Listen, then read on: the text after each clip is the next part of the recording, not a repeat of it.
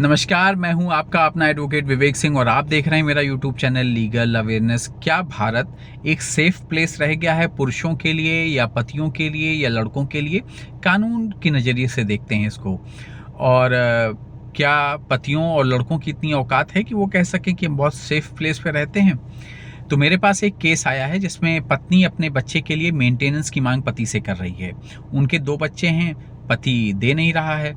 बाद में जब पति से पूछा गया तो उसने कहा कि मैं पहले बच्चे को दूंगा लेकिन दूसरे को नहीं दूंगा, क्योंकि वो मेरा बेटा है नहीं, चाहिए तो आप डीएनए टेस्ट करवा लीजिए। तो जब फिर पत्नी से पूछा गया कि भाई आपका पति तो डीएनए टेस्ट की मांग कर रहा है, अब आप बताइए। तो पत्नी ने कहा हाँ, वो बच्चा उनका नहीं है, मेरे पति का नहीं है, मेरा एक दोस्त है, उसके साथ मेरा शारीरिक संबंध बना जिससे ये बच्चा हुआ है और ये बच्चा वास्तव में उनका नहीं है। पर इशू ये है कि पति को पता है ये बच्चा उसका नहीं है, पत्नी को पता है ये बच्चा उसका नहीं, पर कानून ये प्रिज्यूम करेगा कि पति पत्नी के साथ थे तो बच्चा उनका ही है, बच्चा पति का ही है।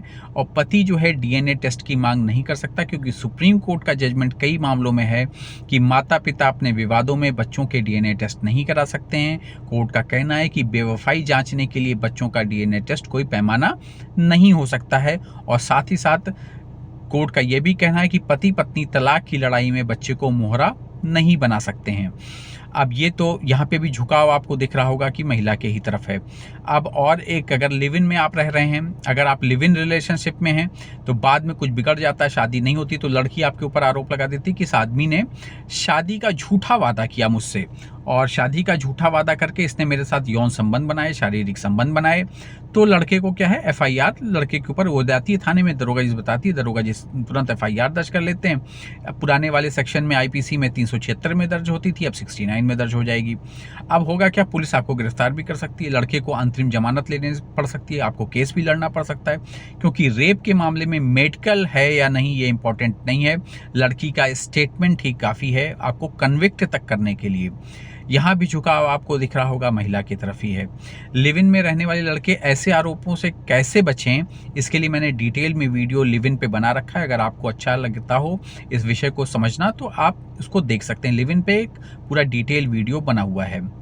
अब अगर वहीं यही उदाहरण आप इसको उल्टा करके लीजिए कि लड़की अगर मुकर जाए तो लड़के क्या कर सकते हैं। लड़की लिव इन में थी या प्यार में थी, रिश्ते में थी, और लड़की मुकर गई, उसने दूसरे लड़के से अफेयर कर लिया या शादी कर ली उसने, और फिर लड़का क्या कर सकता है? लड़का कुछ नहीं कर सकता है। लड़का सिर्फ कर सकता है, लड़का शराब पिएगा, लड़का दर्द भरे गीत गाएगा, दोस्तों से रोएगा, डिप्रेशन में जाएगा, परिवार के ताने सुनेगा, पर लड़की के खिलाफ वो कुछ भी नहीं कर सकता है, क्योंकि कोई भी रेमेडी कानून की ऐसी है नहीं। मेरे पास बहुत से मैसेज आते हैं, मेरे एक साथी हैं, मैं उनका नाम नहीं लूँगा, उनसे एक लड़की ने इसी प्यार मोहब्बत के चक्कर में 2 लाख रुपए तक के ऐंठ लिए और अब वापस भी नहीं कर रही है। गिफ्ट, पैसे और महंगे रेस्टोरेंट में खाना तो भाई लड़कों के ऊपर थोपा ही जाता है। अगर आप रिश्ते में हैं तो ये सब खर्चे तो आपकी जिम्मेदारी हैं।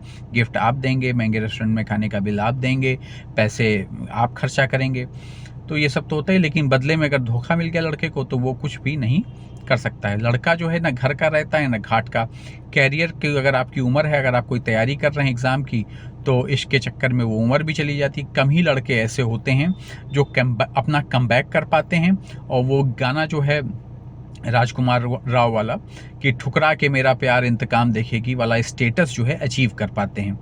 पर हाँ, लड़के लड़की से धोखा मिलने के बाद शादी का झूठा वादा करने वाली लड़की के खिलाफ ऐसा कुछ भी नहीं कर सकते जिसमें आप कानूनी पहलू से आप जिसको कहें कि हाँ कुछ लीगल रेमेडी उनको मिल रही है।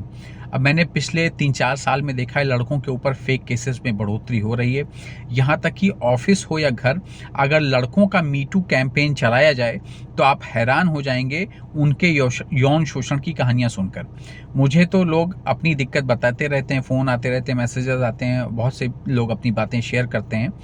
तो कोर्ट लीगल फील्ड में होने के नाते ऐसी बातें होती रहती हैं हम लोगों के बीच में, लोग अपनी बातें कहते हैं हमसे, तो जानकारी मिलती रहती है। और कहीं पता लगता है कि सर ऑफिस में कोई बॉस है वो गलत कर रही है, परिवार में कोई फला रिश्ते की हैं महिला हैं या लड़की हैं वो गलत कर रही हैं। पर क्या लड़कों का दर्द बयां करने से क्योंकि लड़कों का दर्द कोई बयां करना नहीं चाहता, क्योंकि उसे टीआरपी मिलती नहीं है। लड़के अपने दर्द की बात कहना चाहें तो उसमें मसाला नहीं दिखता है, क्योंकि वुमेन का एम्पावरमेंट की बात होती है, मेन के एम्पावरमेंट की बात नहीं होती, इसलिए उसमें फंडिंग भी नहीं आती है।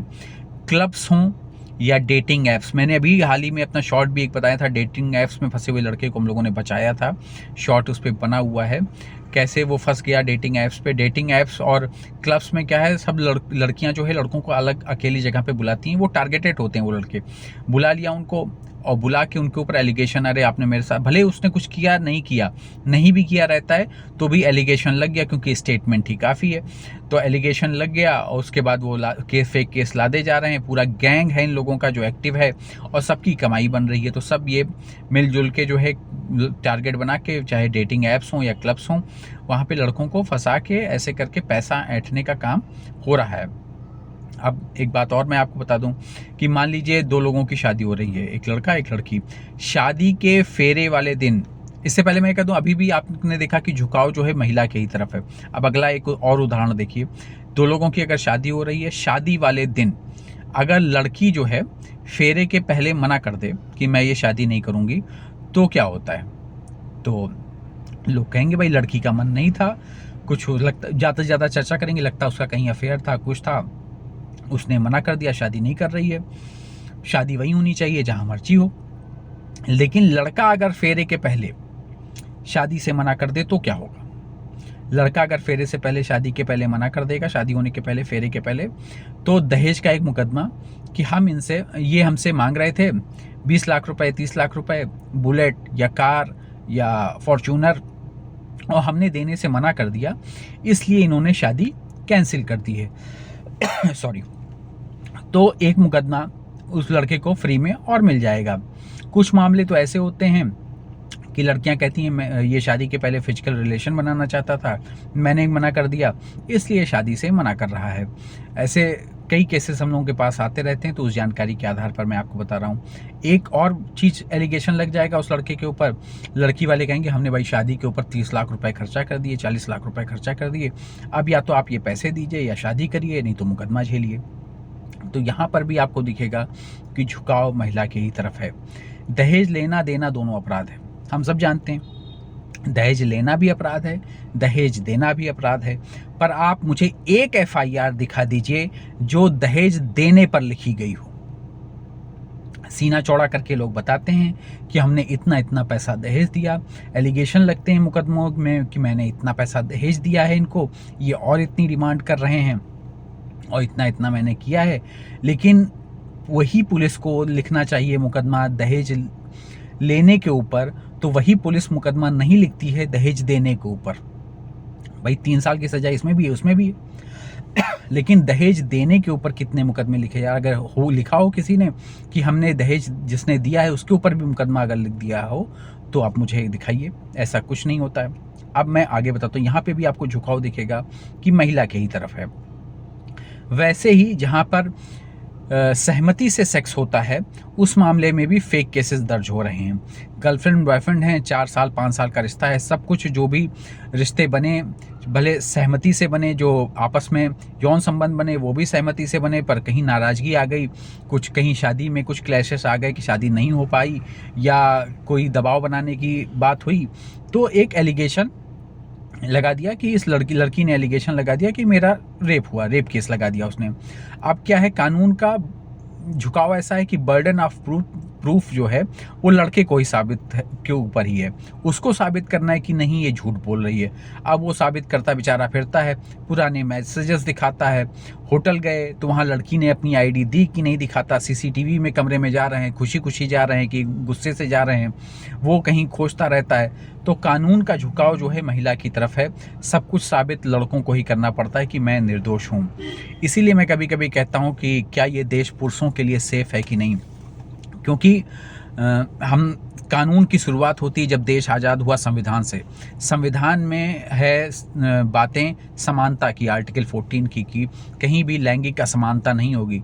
लेकिन ये कानून जो बने हैं, क्या आपको लैंगिक असमानता नहीं दर्शा रहे हैं? और पिछले 5-6 सालों में जैसे जैसे अवेयरनेस कानून को लेके आई है, तो उसका मिसयूज़ बढ़ा है कानून का, और इस तरह से लड़के टारगेट किए जा रहे हैं, और टारगेट करके चाहे इकोनॉमिक लोग अपना फ़ायदा चाहते हों और या किसी ना किसी या बदला लेना चाहते हो, क्योंकि कोई भी रिश्ता मान लीजिए जो 7 साल 8 साल तक रिश्ते चले अफेयर के, वहाँ पर इतना ज़्यादा इमोशनल अटैचमेंट है, इसलिए बदला लेने की भावना भी और ज़्यादा बढ़ जाती है। तो लड़कों के पास तो कोई हथियार है नहीं बदला लेने का कानूनी रूप से, लड़कियों के पास काफ़ी हथियार हैं, तो वो बदला उसी हिसाब से ले रही हैं। और मुझे तो यही लगता है कि कहीं ना कहीं कानून का ये भेदभाव दिख रहा है लोगों को समाज में। आप आसपास अपने निगाह उठा के देखें तो आपको दिखेगा कि ये असमानता है, समानता दिख नहीं रही है। इसीलिए मैं कहता हूँ आप भी विचार कीजिए कि क्या कानूनी रूप से ये देश पुरुषों के लिए और पतियों के लिए, लड़कियों के लिए सेफ़ है? क्या पुरुषों और पतियों की इतनी औकात है कि हाँ आप इसको सेफ़ प्लेस बोल सकें? प्लीज़ इस चैनल को लाइक और सब्सक्राइब कर लीजिएगा, जिससे मैं आप तक लीगल अपडेट या ऐसी बातें आप तक पहुंचाता रहूं। नमस्कार, धन्यवाद।